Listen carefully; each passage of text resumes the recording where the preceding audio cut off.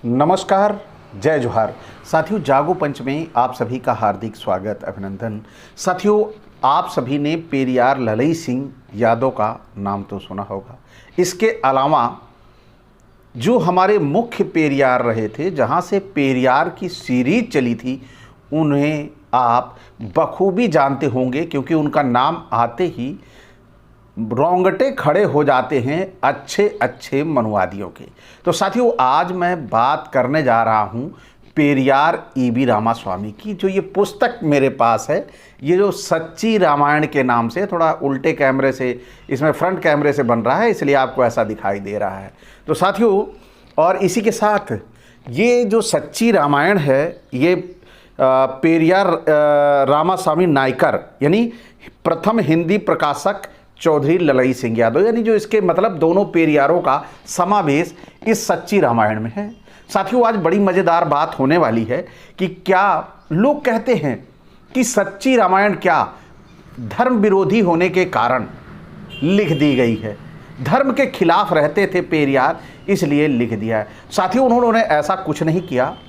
उन्होंने जो ये पुस्तक है आपके सामने, वाल्मीकि रामायण, दिख तो रही होगी, बड़ी वजनदार पुस्तक है, क्योंकि इसी पुस्तक का सारा मामला इस छोटी पुस्तक सच्ची रामायण में दिया था।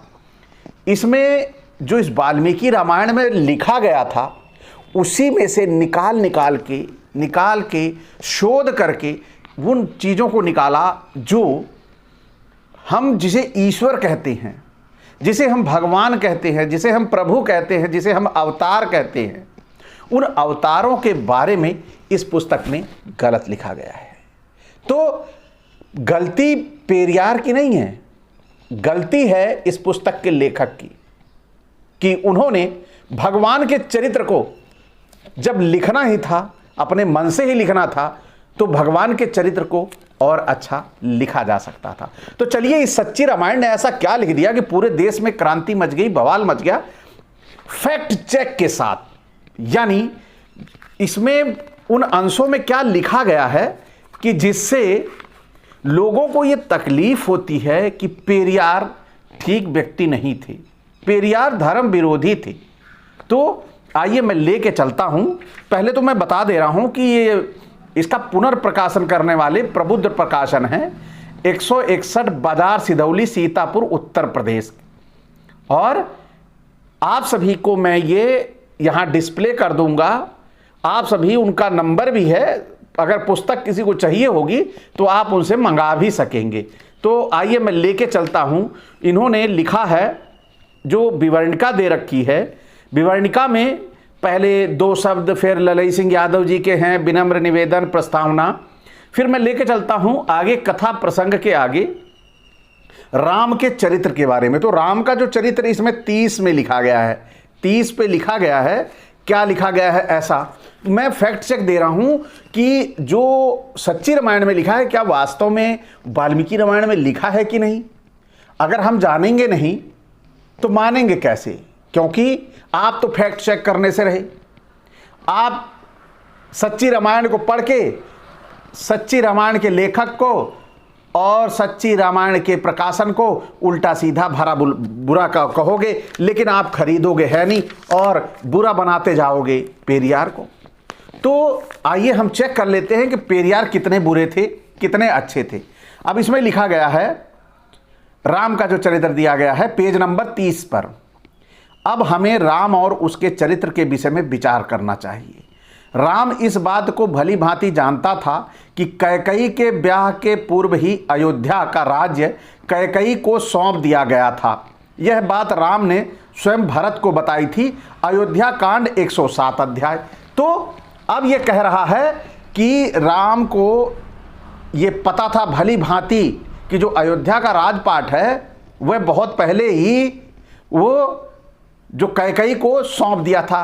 तो क्या यह सच है कि गलत है कि पेरियार ने यहां पे झूठ ला के लिख दिया। आइए चलते हैं, वाल्मीकि रामायण पे पहुंच जाते हैं। तो वाल्मीकि रामायण कह क्या रही है ये देख लीजिए, मैंने खोल रखा है, नहीं तो आप समझे कि मैं भी मनगढ़ंत कह रहा हूं। तो ये आपके सामने वाल्मीकि रामायण इसीलिए दोबारा से मैं दिखा दे रहा हूं। तो इसमें जो 107वां अध्याय है वो कह रहा है कि इसमें श्लोक नंबर 2 है, भाई नृप श्रेष्ठ महाराज दशरथ के द्वारा कैकेय राजकन्या माता कैकेयी के गर्भ से उत्पन्न हुए हो, अतः तुमने जो ऐसे वचन कहे हैं ये सर्वथा तुम्हारे योग्य हैं। फिर श्लोक नंबर 3 कह रहा है, भैया आज से पहले की बात है, पिताजी का जब तुम्हारी माताजी के साथ विवाह हुआ था तभी उन्होंने तुम्हारे नाना से कैकेयी के पुत्र को राज्य देने की उत्तम शर्त रख ली।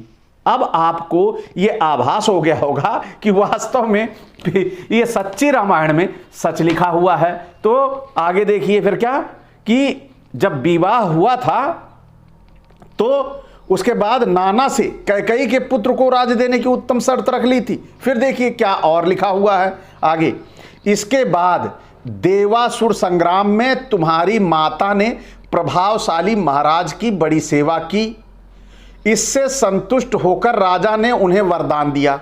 यानी जो तुम बातें आज कर रहे हो वो बातें पहले से पिताजी ने तय कर दी थी, तुम परेशान ना हो मेरे भरत भाई।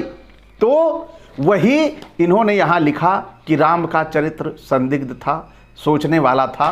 तो बुरा क्यों लगता है, ये तो वाल्मीकि के अंश हैं, जो इन्होंने बोला है वही इसमें मिल रहा है। फिर देखिए, उसी की पूर्ति के लिए 5वां जो हिंदी रूपांतर है, उसी की पूर्ति के लिए प्रतिज्ञा कराकर तुम्हारी श्रेष्ठ वर्ण वाली यशस्विनी माता ने उन नर श्रेष्ठ पिताजी से 2 वर मांगे। कौन से 2 वर मांगे? पुरुष सिंह 1 वर के द्वारा इन्होंने तुम्हारे लिए राज्य मांगा और दूसरे के द्वारा मेरा वनवास मांगा। इनसे इस प्रकार प्रेरित होकर राजा ने वे दोनों वर इन्हें दे दिए। अब 7वां श्लोक क्या कह रहा है, पुरुष प्रवर इस प्रकार उन पिताजी ने वरदान के रूप में मुझे 14 वर्षों तक वनवास की आज्ञा दी।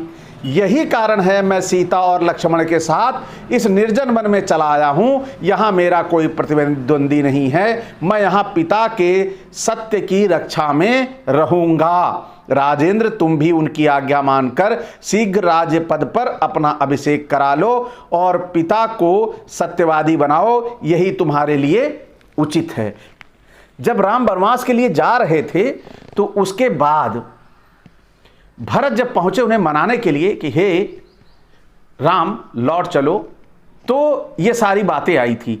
तो आप सभी को आज ये सच्ची रामायण के जो पहला भाग यानी राम का जो 1 नंबर पर चरित्र लिखा गया है कि उनके चरित्र किस प्रकार थे, उन्हें विचार करना होगा, वह आप सबके सामने स्पष्ट हो गया। तो आप सभी को अब यह नहीं कहना कि पेरियार ने सच्ची रामायण गलत लिखी थी। साथियों, इसके बाद इसमें जो लिखा गया है हूबहू आपको मिल गया। क्या कि राम इस बात को भली भांति जानते थे कि कैकेयी के ब्याह के पूर्व ही अयोध्या का राज कैकेयी को सौंप दिया गया था। यह बात राम ने स्वयं भरत को बताई, यह आप सभी ने सुन लिया। अब इसमें जरा सा भी संदेह नहीं रह गया कि यानी सच्ची रामायण का पहला ही बिंदु सत्य निकलता है, और यदि सत्य ना निकलता तो मैं भी पेरियार के खिलाफ खड़ा होता कि आपने अपनी तरफ से मनगढ़ंत बातों को क्यों लिया। अब आपके सामने पेरियार की वो पहली बिंदु सत्य सिद्ध हुई। अब आगे दूसरे बिंदु के लिए आपको मैं दूसरे वीडियो पे ले चलूंगा, लेकिन इससे पहले यह बता दूं कि आप सभी ये जो सच्ची रामायण है इसके एक एक बिंदु को सच करके प्यूरिफाई करके कि वास्तव में जो पेरियार ने लिखा है वह रामायण से लिया गया है। अगर रामायण से लिया गया ना होता तो निश्चित तौर पर मैं भी पेरियार का विरोधी होता। अगर सच्ची रामायण उन्होंने अपने मन से लिखी होती कि राम ने अवतार नहीं लिया था, वह पैदा हो गए थे, वह काल्पनिक थे, ऐसा कुछ कह दिया होता तब तो मैं मान लेता। लेकिन यहाँ पर वो कह रहे हैं कि जो वाल्मीकि रामायण में लिखा है उसके ये अंश आपको मैं ला के दे रहा हूँ कि जो इधर उधर की बातें बताते हैं। साथियों, अगले बिंदु के लिए आप अगला वीडियो देखें। मैं सच्ची रामायण के एक एक बिंदु को सत्य साबित करूंगा, और यदि इनमें से कुछ ऐसे अंश मिलते भी हैं जो सत्य नहीं हैं, तो निश्चित तौर पर उन अंशों को इस पुस्तक से निकलवाने का भी काम करूंगा।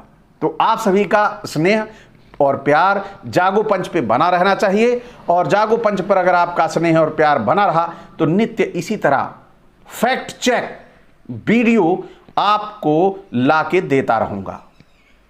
इसी के साथ, इसी एक अपेक्षा के साथ कि आप सभी जागो पंच को ढेर सारा प्यार देंगे और जागो पंच के वीडियो को ज्यादा से ज्यादा शेयर करेंगे। इसी के साथ विदा, नमस्कार, जय जोहार।